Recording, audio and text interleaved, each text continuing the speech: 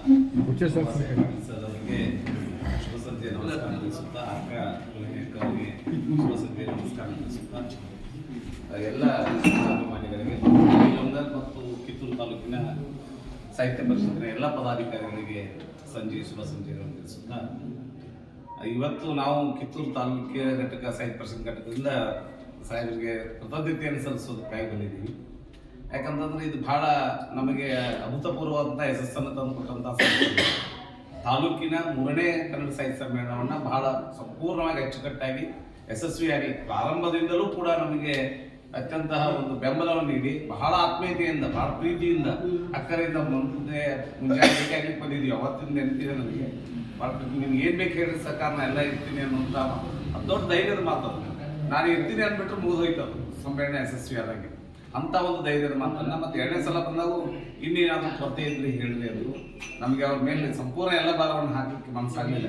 ಯಾಕಂದರೆ ಎಲ್ಲ ಕನ್ನಡ ಮನಸ್ಸು ಕೂಡ್ಕೊಂಡು ಇದನ್ನ ಕೆಲಸವನ್ನು ಮಾಡಲಿ ಅಂತೇಳಿ ಅವರಿಗೆ ಉಪಹಾರ ಊಟದ್ದು ಮತ್ತು ಇನ್ನಿತರ ಜವಾಬ್ದಾರಿಗಳೆಲ್ಲ ಅತ್ಯಂತ ಪ್ರೀತಿಯಿಂದ ಮಾಡಿ ಇಡೀ ಕನ್ನಡ ಸಾಹಿತ್ಯ ಸಮ್ಮೇಳನದ 3ನೇ ಸಾಹಿತ್ಯ ಸಮ್ಮೇಳನವನ್ನು ಅರಕ್ಷರ ಮಹಾಸ್ವಾಮಿಗಳ ಒಂದು ಅಧ್ಯಕ್ಷತೆಯಲ್ಲಿ ನಡೆದಂತಹ ಸಮ್ಮೇಳನವನ್ನು ಬಹಳ ಯಶಸ್ವಿಗೊಳಿಸಿ ನಮಗೆ ನೈತಿಕ ಬೆಂಬಲವನ್ನು ಕೊಟ್ಟು ಸಾಹಿತ್ಯ ಮತ್ತು ಕಲೆ ಸಂಸ್ಕೃತಿ ಇವುಗಳು ನಾಡಿನಲ್ಲಿ ಬೆಳಿಬೇಕು, ಅವುಗಳ ಮೂಲಕವಾಗಿ ಇಡೀ ನಾಡಿನ ಒಂದು ಶಕ್ತಿ ಹೊರಹೊಮ್ಮುತ್ತದೆ ಅನ್ನುವಂಥ ಆಶಾಭಾವನೆ ಇಟ್ಟುಕೊಂಡು ಅದಕ್ಕೆ ನಾವು ಯಾವತ್ತೂ ಬೆನ್ನೆಲುಬಾಗಿರ್ತೀವಿ ಅನ್ನೋದು ಬಹಳ ಬಹಳ ಅರ್ಥಪೂರ್ಣವಂಥ ಮಾತುಗಳು ಅವತ್ತು ಮಾತಾಡಿದ್ರು.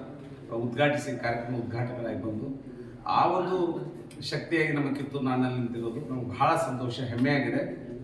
ಈ ಮೂಲಕವಾಗಿ ನಾವು ಬರ್ಲಿಕ್ಕೆ ಒಂದು 2 ದಿವಸ ಎಂದವರು ಅಂತ ಇದ್ವಿ. ಅವ್ರು ಇವತ್ತು ಸಿಗ್ತಾರೆ ಅನ್ನೋದು ಗೊತ್ತಾಗಿ ಇವತ್ತು ಬಂದು ಇಡೀ ನಮ್ಮ ತಾಲೂಕು ಕಿತ್ತೂರು ಸಾಹಿತ್ಯ ಪರಿಷತ್ ಮುಂಜಾನೆ ಇನ್ನೂ ಜನ ಬರೋರಿದ್ರು, ಸಾಯಂಕಾಲ ಆಗಿರೋದ್ರಿಂದ ಮುಂಜಾನೆ ಅವ್ರ ಕಾರ್ಯದ ನಡುವೆ ಇದ್ರು ಅಂತ ಹೇಳಿ ಈ ಸಂಜೆ ಬಂದಿದ್ದೀವಿ. ಅವರಿಗೆ ಸಮರ್ಪಣಾ ಭಾವದಿಂದ, ಯಾಕಂತಂದ್ರೆ ಒಂದು ಸಾಹಿತ್ಯ ಸಮ್ಮೇಳನ ಯಾಕೆ ಈ ಮಾತನ್ನು ಹೇಳ್ತೀನಿ ಅಂದರೆ ಅನೇಕ ತಾಲೂಕು ಸಾಹಿತ್ಯ ಸಮ್ಮೇಳನಗಳು ನೆನೆಯುವುದಿ ಬಿದ್ದಿದ್ದಾರೆ. ಸಾಹಿತ್ಯ ಪರಿಷತ್ತಿನ ಬರಬೇಕಂತ ಪ್ರತಿ ವರ್ಷ ಸಮ್ಮೇಳನಕ್ಕೆ ₹1 ಲಕ್ಷ ಬರ್ತದೆ. ಅದನ್ನು 3 ವರ್ಷದಿಂದ ಬಂದ್ ಮಾಡಿದ್ದಾರೆ 2022ರಿಂದ. ಹಾಗಾಗಿ ಯಾವ ಸಾಹಿತ್ಯ ಪರಿಷತ್ ಅಧ್ಯಕ್ಷರು ಆ ಧೈರ್ಯವನ್ನು ಮಾಡ್ತಾ ಇಲ್ಲ.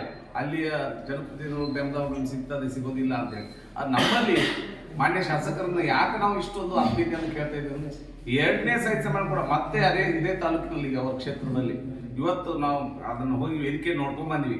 ಎಷ್ಟು ಅಚ್ಚುಕಟ್ಟಾಗಿದೆ ಅಂತಂದ್ರೆ ಪುಸ್ತಕ ಮಳಿಗೆ ಬೇರೆ ಆಗಿದೆ, ದೊಡ್ಡ ಪೆಂಡಾಲ್ ಹಾಕಿದ್ದಾರೆ, ಎಲ್ಲ ವ್ಯವಸ್ಥೆಯನ್ನು ಸಪ್ರೇಟ್ ಆಗಿ ಭಾಳ ಸೊಗಸು ಅನಿಸ್ತು ನಮಗೆ. ಶ್ರೀಯುತ ಕೃಷ್ಣ ಬಾಳೆಕುಂದ್ರಿ ಅವರಲ್ಲಿ ಇದ್ರು ನೋಡ್ಕೊಂಡು ಬಂದ್ವಿ. ಅಂದರೆ ಇಷ್ಟೊಂದು ಯಶಸ್ವಿಯಾದಂತಹ ಒಂದು ಅಂದರೆ ಇದಕ್ಕೆ ಸಾಹಿತ್ಯ ಸಂಗೀತಕ್ಕೆ ಯಾರು ಬಹಳ ಬೆಲೆ ಗೌರವವನ್ನು ಕೊಡ್ತಾರೆ, ಆ ನಾಡಿನಲ್ಲಿ ಸಮೃದ್ಧತೆ ಬರ್ತದೆ, ಒಂದು ಧ್ವನಿ ಬರ್ತದೆ ಅನ್ನುವಂತಹ ಮಾತನ್ನು ಹೇಳ್ತಾ ಈ ನಮ್ಮ ಕಿತ್ತೂರು ತಾಲೂಕು ಸಾಹಿತ್ಯ ಎರಡು ಅವಳಿ ಸಹೋದರ ತಾಲೂಕುಗಳು ಕಿತ್ತೂರು ಮತ್ತು ಬೈಲಹೊಂಗಲ ತಾಲೂಕು ಎರಡು ಒಂದು ಬಿಟ್ಟು ಒಂದು ಇಲ್ಲ. ಹೀಗಾಗಿ ಟಕಾಯಿ ಸರ್ ಆಯ್ತು, ನಮ್ಮ ದಳವಾಯಿ ಸರ್ ಆಯ್ತು, ಅತ್ಯಂತ ಆತ್ಮೀಯತೆಯಿಂದ ಸಮಾಲೋಚನೆ ಮಾಡ್ತಾ ಇರ್ತಾರೆ. ಅವರು ಕೂಡ ಭಾಳ ಯಶಸ್ವಿಯಾಗಿ ಕಾರ್ಯಕ್ರಮ ಮಾಡಿ ಅವರು ಬರೆದ ಟಕಾಯಿ ಸರ್ ಮೆರವಣಿಗೆ ಸಂದರ್ಭದಲ್ಲಿ ಭಾಳ ಚೆನ್ನಾಗಿದೆ ಅಂತ ಹೇಳಿದ್ರು. ಹೀಗಾಗಿ ಮಕ್ಕಳು ಎಲ್ಲ ಇಡೀ ಕನ್ನಡ ಮನಸ್ಸುಗಳು ಒಂದಾದ್ರು. ಯಾಕಂದ್ರೆ ಅದು ಮುಂದಾಳತ್ವ ವಹಿಸಿದವರು ಭಾಳ ಪ್ರೀತಿಯಿಂದ ಆಕರ್ತೆಯಿಂದ ಅದನ್ನು ಬೆಂಬಲಿಸಿದ್ದಾರೆ. ಈ ಕಾರ್ಯಕ್ರಮ ಯಶಸ್ವಿಗೊಳಿಸಿದ್ದಕ್ಕೆ ನಾವು ಅತ್ಯಂತ ಹೃದಯಪೂರ್ವಕವಾದಂಥ ನಿಮ್ಮ ಒಂದು ಈ ಕ್ರಿಯೆ, ಈ ಕಾರ್ಯ ಕನ್ನಡ ಕಟ್ಟುವ ಕಾರ್ಯ ನಿರಂತರವಾಗಿರಲಿ. ನಿಮ್ಮ ಆಶೀರ್ವಾದ ಅಥವಾ ನಿಮ್ಮ ಹರಕೆ, ನಿಮ್ಮ ಒಂದು ಬೆಂಬಲ ಸದಾ ಕನ್ನಡ ಮನಸ್ಸುಗಳಿರಲಿ. ನಾಡಿನಲ್ಲಿ ಕಲೆ, ಸಂಸ್ಕೃತಿ, ಸಾಹಿತ್ಯವನ್ನು ಬೆಳೆಸೋಣ, ಸಮೃದ್ಧವಾಗಿ ಈ ನಾಡಿನಲ್ಲಿ ಅದು ಬೆಳೀಲಿ ಅಂತ ಹೇಳಿ ಐತಿಹಾಸಿಕವಾದ ಸಮ್ಮೇಳನ ಈಗೇನು ತಮ್ಮ ನೇತೃತ್ವದಲ್ಲಿ ಅಕ್ಕ ಅವರ ನೇತೃತ್ವದಲ್ಲಿ ಆಗ್ತಾ ಇದೆ. ಸ್ವಾಗತ ಸಮಿತಿ ಅಧ್ಯಕ್ಷರು ಅಕ್ಕರಿದ್ದಾರೆ. ಇದು ಇನ್ನಷ್ಟು ಅಭೂತಪೂರ್ವವಾಗಲಿ. ಅದರಲ್ಲೂ ಜ್ಞಾನಪೀಠ ಪ್ರಶಸ್ತಿ ವಿಜೇತರನ್ನ ನಮ್ಗೆ ಈಗೊಂದು ಸ್ವಲ್ಪ ಅಸಮಾನ ಅನ್ಸತ್ತೆ. ಇನ್ನೊಬ್ಬರು ನಾವು ಕರೆದಿದ್ದೀವೇನೋ ಅನ್ಸತ್ತೆ.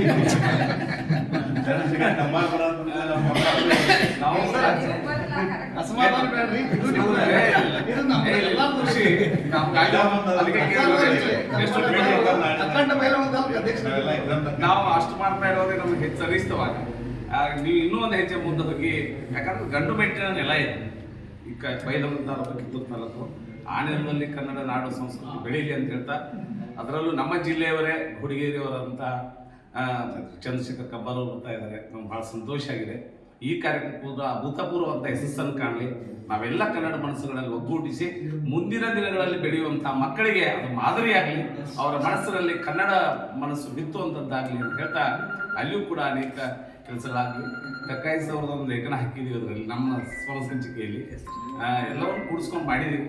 ಚೆನ್ನಾಗಿದೆ. ನಿಮ್ಮೆಲ್ಲರ ಪ್ರೀತಿ ವಿಶ್ವಾಸ ಹೀಗೆ ಇರಲಿ ಅಂತ ಹೇಳ್ತಾ ಈ ಒಂದು ಯಶಸ್ಸಿಗೆ ಮತ್ತೊಮ್ಮೆ ಧನ್ಯವಾದ ಕೃತಜ್ಞತೆ ಅರ್ಪಿಸಿ ನಾನು ಧನ್ಯವಾದಗಳು.